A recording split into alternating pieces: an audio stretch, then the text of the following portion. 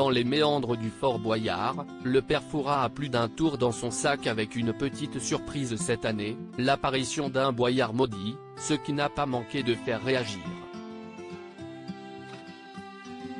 Pour renouveler ses mécaniques de jeu et ajouter du suspens, la production de Fort Boyard a opté depuis l'année dernière pour les atouts.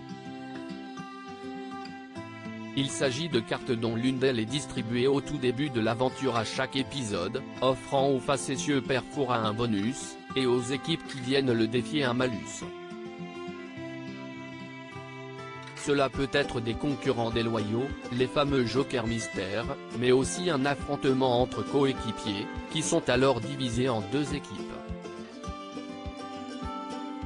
Depuis le début de l'été, la 34e saison de l'émission de France 2 fait donc la part belle à cette fonctionnalité, non sans faire polémique sur les réseaux sociaux. Fort Boyard, un atout qui peut diviser la cagnotte par deux.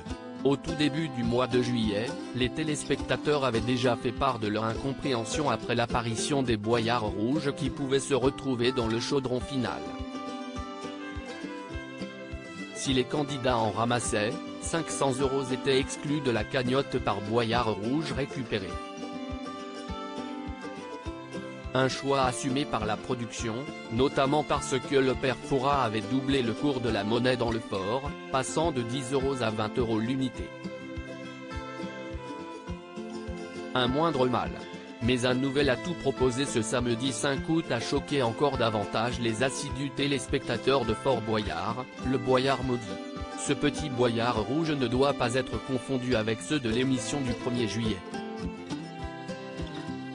Il n'y en a en effet qu'un seul, et si l'équipe tombe dessus et le ramène dans la cagnotte, celle-ci sera divisée par deux. Si on le voit, est-ce qu'on peut le prendre et le jeter ? Demande alors Philippe Etchebest, chef de l'équipe cette semaine. La réponse est oui. Vous nous aurez tout fait, non mais franchement, lance le cuisinier star de M6.